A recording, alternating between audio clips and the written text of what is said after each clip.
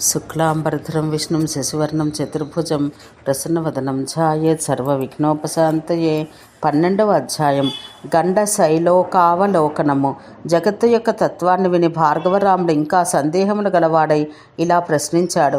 భగవానుడా, జగత్తును గురించి నీవు చెప్పింది నిజమే, అయినా ఇది ఎల్లప్పుడూ సత్యంగా ఎందుకు గోచరిస్తున్నది? నేనే కాదు, బుద్ధిమంతులైన ఇతరులు కూడా దీన్ని సత్యంగా ఎందుకు నిశ్చయించుకున్నారు? ఇది అసత్యమని నీ వల్ల ఇంతగా విన్నా ఇంకా నాకు ఈ జగత్తు సత్యంలా ఎందుకు తోస్తున్నది? ఈ భ్రమ నశించేట్టుగా నాకు దయతో బోధించము. దత్తాత్రేయుడు ఇలా వివరించాడు. భార్గవ, ఈ జగత్తు సత్యమనే భ్రాంతి సనాతనం. దీనికి మూలం అవిద్య, అది అనాది. ఉన్నదాన్ని ఉన్నట్టు గ్రహించకుండా విరుద్ధంగా గ్రహించుటయే అవిద్య.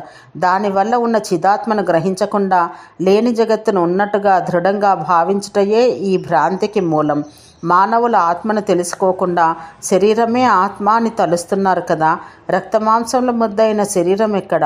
అత్యంత నిర్మలమైన చిదాత్మ ఎక్కడ?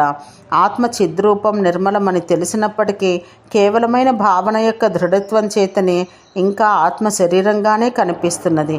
ఇలాగే భావన వల్లనే జగత్తు కూడా సత్యంగా తోస్తున్నది. దీన్ని నివారించుటకు ఒక్కటే ఉపాయం కలదు. ఇప్పుడు చేస్తున్న భావనకు విరుద్ధంగా ఈ జగత్తు సత్యం కాదు, ఆత్మయే సత్యమని దృఢంగా భావిస్తే ఈ భ్రాంతి నశిస్తుంది. ఈ జగత్తును గురించి ఎవడు ఎలా భావిస్తున్నాడో వానికి అలాగే గోచరిస్తుంది. ఇది యోగులకు వారి ధ్యానధారణమందు అనుసరించే కదా గోచరిస్తున్నది. ఈ విషయంలో అద్భుతమైన కథను చెబుతాను విను. వంగదేశంలో సుందరం అనే పేరు గల పురం కలదు. అది పరమపావనం. అందులో సుషేనుడు అనే ధీమంతుడైన రాజు ఉన్నాడు. అతనికి మహాసేనుడు అనే ప్రియుడైన తమ్ముడు ఉన్నాడు. ఆయన ధర్మబద్ధంగా పాలిస్తూ అశ్వమేధములతో మహేశ్వరుని అర్చించాడు. అప్పుడు మహాబల పరాక్రమశాలురైన రాజకుమారులు పెద్ద సైన్యంతో యజ్ఞాశ్వం వెంట వెళ్ళారు. వారు అశ్వాన్ని అడ్డగించిన వారిని జయిస్తూ ఐరావతి నదీ తీరానికి చేరారు. అక్కడ వారు తపోనిధి అయిన తంగనుడు అనే రాజర్షిని చూశారు. వారు గర్వంతో ఆయన్ని దర్శించకుండా ముందుకు పోసాగారు. వారు అలా తన తండ్రిని అవమానించట చూసి తంగనుని పుత్రుడు వారిని బెదిరిస్తూ అశ్వాన్ని పట్టుకున్నాడు. ఆ రాజకుమారులందరూ వారిని చుట్టుముట్టారు. అప్పుడు వారందరూ చూస్తుండగా ఎదుట ఉన్న గండశైలంలోకి గుర్రంతో సహా ప్రవేశించాడు.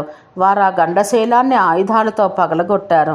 అది పగలగానే దానిలో నుండి ఆ ఋషికుమారుడు మహాసేనతో వెలుపలికి వచ్చి వారందరినీ క్షణంలో జయించాడు. తర్వాత అతడు సుషేనుని సైన్యాన్ని సంహరించి రాకుమారులను బంధించి మరల గండశైలంలోకి ప్రవేశించాడు. హతశేషులైన భటులు నగరానికి వెళ్ళి జరిగిన వృత్తాంతం సుషేనునికి నివేదించారు. ఆయన ఆశ్చర్యపడి తమ్ముని చూసి ఇలా అన్నాడు. వత్స, తంగడమ్మని ఉన్న చోటుకి వెంటనే వెళ్ళము. తపస్సుల శక్తి మన ఊహలకు అందదు. వారిని దేవతలు కూడా జయించలేరు. కావున ఆ మునిని ప్రార్థించి కుమారులను అశ్వాన్ని సత్వరంగా తీసుకుని రమ్ము. యజ్ఞానికి యోగ్యమైన ఈ వసంత ఋతువు దాటిపోకుండా వెంటనే తిరిగి రమ్ము. తాపసుల విషయంలో ఎప్పుడూ అభిమానం వహించరాదు. వారు కోపిస్తే ఈ లోకాలను క్షణంలో భస్మం గావించగలరు. కావున ఎలా అయినా ఆయన ప్రసన్నుని గావించుకొని ఘనకార్యం సాధించము. వెంటనే మహాసేనుడు బయలుదేరి తంగనమ్మని ఉన్న ప్రదేశానికి వచ్చాడు. ఆయన నిర్వికల్ప సమాధిలో నిశ్చలుడై ఉన్నాడు. మహాసేనుడు సాష్టాంగ నమస్కారం చేసి లేచి చేతులు జోడించి ఆ మునీశ్వరుని అనేక విధములుగా స్తుతించసాగాడు. అలా 3 దినాలు గడిచాయి.